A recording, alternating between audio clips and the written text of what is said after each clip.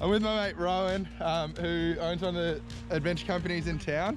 And today we're getting out on the Ovens River while the water's still up. It's been almost a year since I've paddled on any rivers, and I honestly haven't done that much on rivers before. First things for today is to try and dial in a roll. I'm in the boat, Rowan's just hanging out. He's gonna help me out. Yeah, hopefully I'll be able to get one. I haven't really had one dialed in ever, so yeah, I'm excited. Head down towards me, head towards me, head towards me, ear in the water. Yeah. Roll the kayak towards me, and roll the kayak back. Yeah, kayak towards me. There we go, kayak towards me. There, that's the head position. Okay, sweet. So paddle in the water. So tuck forward, paddle next, parallel to the boat. Like that? Yeah. Yeah. Roll it out sideways, trying to get that blade on the surface. Okay. Hang on, which way am I supposed to turn? I'm supposed to go down this side, and so it'd be like that, wouldn't it? And then push up. That'll be the same movement Okay. as before. Yeah, so my hands on this side, roll over. Okay, sweet. So everything's so confusing. I'm trying to translate it from being upside down, right way up to upside down, and you're underwater, and I think I got it. Yeah, everything's backwards.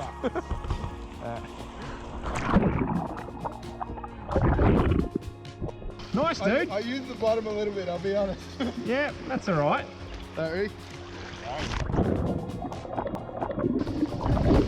Oh, yeah! Nice. I didn't use the bottom that time, I actually did it. So we've just got out of the river to show you guys at home a bit about reading the water and a bit about eddies. Yeah, we can see the main stream coming down here. There's lots of water moving in the river. Most of it's going down. And then we've got all these rocks in the water. Behind each of those rocks is an eddy. You can see a bit of a line of white water going past the rocks. And then what we call an eddy fence. And on the inside of the eddy fence is a calm section of water, actually flowing back upstream relative to the main river. That's the eddy. And we use those a lot when we're kayaking on the river because they give us a spot to stop. It's out of the main current flow. We can pause there, we can regroup, we can look at what's coming next. You make it look so easy. Remember what I do for a living. Yeah, that's true. There's obviously a lot of finesse here, and Ro's just basically drifting upstream and carving his way up. I'm working a little bit to try and keep the boat at the right angle and not catch an edge, and yeah, a bit of finesse. So we've had a couple of laps now. Stan's getting the hang of it, getting those edges the right way, leaning downstream. So he's going to have a go, he's going to lead the way through this lap. And then I think after this we might paddle on down. Sick. Ready to rumble, mate? Yeah, sounds good. He's just pushed me straight into the eddy. Oh, that felt wide. Oh, shit. It started to feel better, and then as soon as your boat gets onto the wrong angle, it starts pulling you across the wrong way.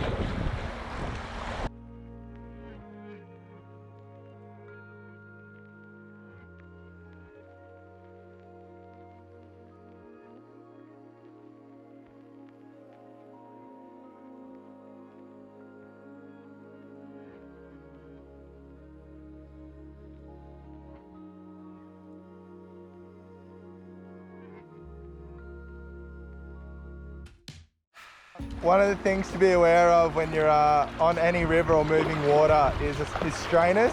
So basically logs, branches, different things that are in the river that you can get caught on.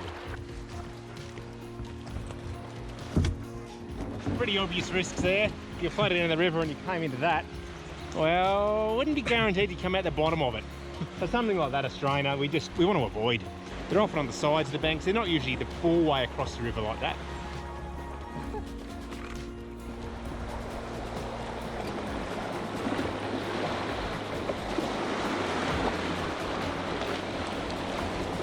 Just on this calmer section of river, I'm trying to find the edges of the boat and hopefully don't over find an edge. But I've been told that this is a good way to improve your range of movement when kayaking and just general kayaking skills. Trying to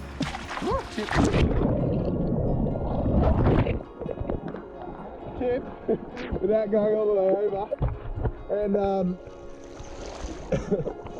I'm glad I got up with that roll then. I'm glad we spent a bit of time with that.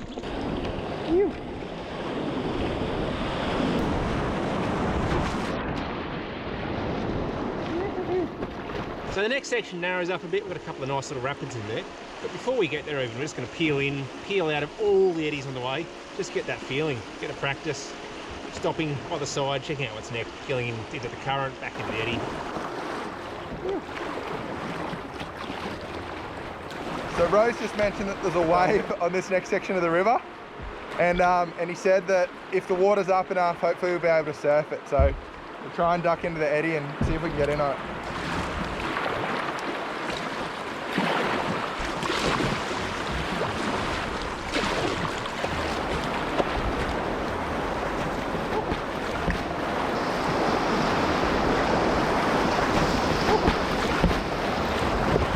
Cool, nice little wave here maybe. It looks like it's faded out a little bit. So we're going to glide across the main flow here.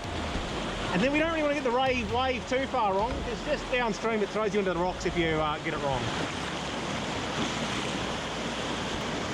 Sweet. So by this stage in the paddle, I was starting to feel pretty good. Started to feel a bit more in control with the boat. And then it happened.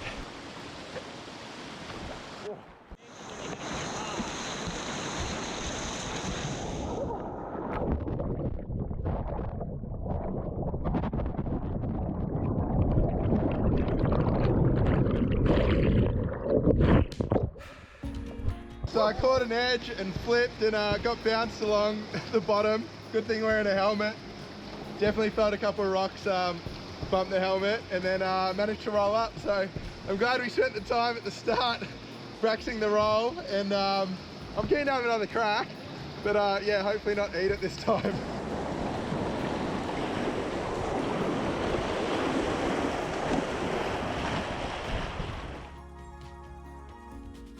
Just at the splash park, big swimming hole here in summer, where the slide and the diving board is. And we've just walked this rapid here. It's a bit bony or a bit rocky. So we're just walking around it and do these last couple of rapids. Every whitewater river gets a grade. So the Ovens is nominally grade 2, which means most of the current pushes you a safe place most of the time. Doesn't mean you couldn't have a bad day. And particularly at higher river levels, or if you're paddling a different section of the river, the hazards can get way up there anyway. But the section through town that we run as a tour that we paddle a lot, normally grade 2 and a whole lot of fun.